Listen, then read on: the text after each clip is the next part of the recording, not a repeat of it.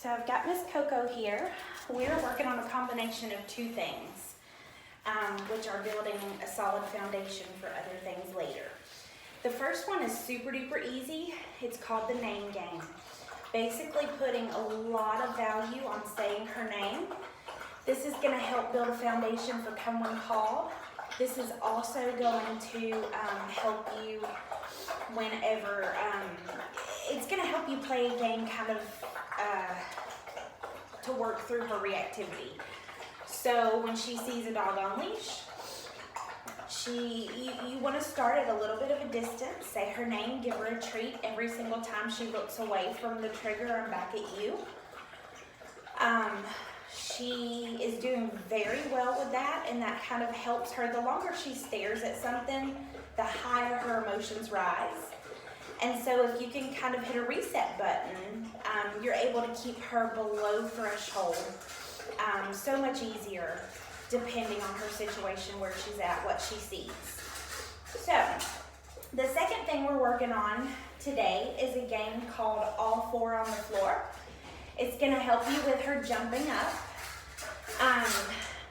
The problem that arises when we have a dog that is jumping up on us a whole bunch is we the humans fall into a pattern, and we do that so easily.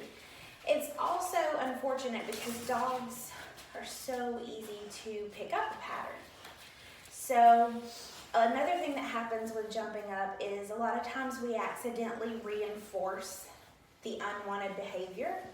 So when a dog jumps up on us and they get our eye contact and we say words and then we touch them, which is a very human response to a dog that's jumping up on us, nothing about that tells the dog, hey, I probably shouldn't be doing this, because they're absolutely getting reinforced. So it's a good thing to them. So knowing that, a lot of times what we do is we think to ourselves, okay, don't reinforce the jump. Got it. So then our dog initiates by coming and jumping up on us. We make them sit, they get a treat, which in our minds is pretty ideal, right? But what if we took the jump totally out of the equation so that the dog doesn't think, I jump up, I sit down and get a treat, and think that jumping up is the cue to get a treat, or at least the first part of that. So this game is going to help you eliminate the jump altogether. So consistency is going to be very important here. Whenever she either jumps up on you or any of her paws leave the floor, even if it's just a like this, even if it's a, I think I'm going to jump up, oh, but I thought better of it and I didn't, all of those are going to be counted as a jump. So, two-step process for this game. The first thing that happens when she jumps up is we're going to totally disengage and freeze. So I'm going to turn away, I'm not giving her eye contact, and I'm not saying words. That is the most important part of this step. This step alone is not going to fix the behavior, but it's step one. So disengage, no eye contact, no words, cut off all contact and freeze. Then you're either going to wait for a settle or you're going to ask for a settle by asking her to sit or do something else. During that part, you are allowed to lure with a treat if you want to, but the dog does not get the treat in step one. So after all that's happened, then you're going to take a couple of steps away and walk a totally different direction. Encourage her to come with you and give the opportunity not to have jumped, so that when the dog doesn't jump and gets an instant treat for that, well, jumping is just not worth it anymore. Like I said, lots of practice and consistency is absolutely key here. So I know that was a mouthful, so let's show you what that looks like. Coco! She hears something on the other side of the door. Let's just lure her back. Yeah, what is that? Yeah, what is that? Okay, so another thing to remember is hip placement. Where my hips are pointed matters. So if my hips are pointed at her, I'm very accessible to her. If I'm trying to discourage, I might point them away just a little bit. It's not going to stop the jump, but it'll help her understand that you're not as accessible, because dogs speak body language, so we have to be very, very aware of what our body is telling our dogs, because sometimes it contradicts what our words are. All right, let's see if we can get a jump. Coco. Yes. So she didn't jump, so she's gonna get a marker reward of the word yes, or a verbal marker, I'm sorry, of the word yes, and she's gonna get a treat. So let's try again, and let's really try to entice her by holding a toy. Yeah, yeah. Oh my goodness, you're such a good girl. The thing about the all four on the floor is dogs love to make us liars. They love to be like, I don't jump. I don't know what you're talking about. So we might have to do a possible pretend scenario here so that you can see it in play. What? So there's a jump. This is step one. Then walk somewhere else. Give her the opportunity not to have jumped. Yes, good girl.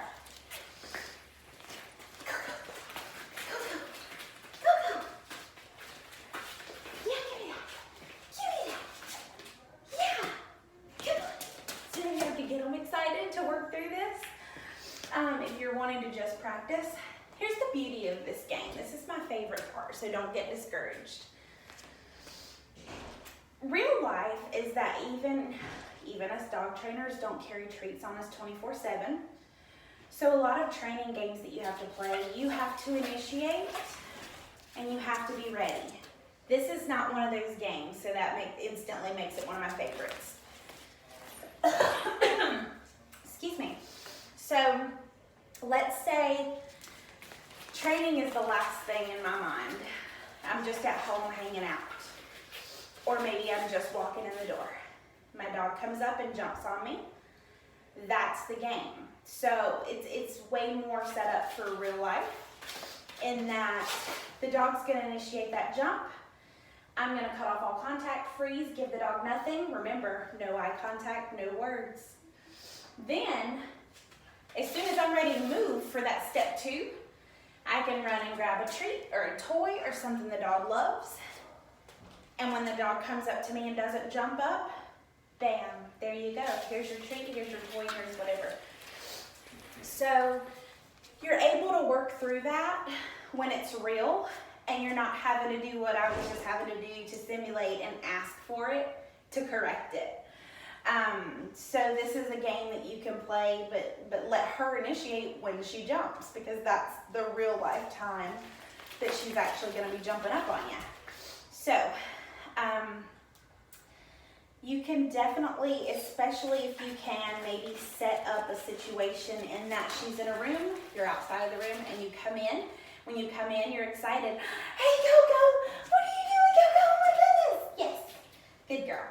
Just as important as it is to jump into the game and redirect the unwanted behavior, it's just as important in a moment where she would normally jump or an exciting moment and she chooses not to jump, that you reinforce that. Even if you don't have a treat on you, when a dog's jumping up, most of the time they just want attention anyway.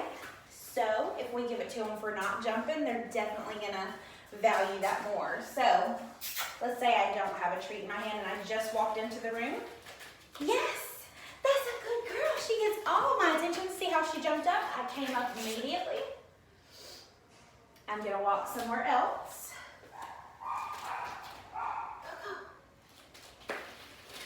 Yes, very good, very good. So let's show you that again. She doesn't jump. Yeah, that's a good girl. Yeah, that's a good girl. Yeah, that's a good girl. Yes, very nice. So go back and watch that one part again. Watch how quick, when I'm loving all over her, that she jumps up. I just come up and I just disengage along the way. And then I started over and I moved and I caught her to me. Coco! Yeah, good girl, good girl. You can practice this in different scenarios. Practice it with just you at first. then maybe get a friend, and then maybe a friend, and see how it goes. Remember to go very small. Start small, build your way up. Start first practicing this only with the members in her immediate family that live in the same house. Then move up to a friend, and then you can venture out that way. So that is what we're doing day 1 and 2 of Miss Coco's board and train. We all like her a whole bunch. So we'll see you soon.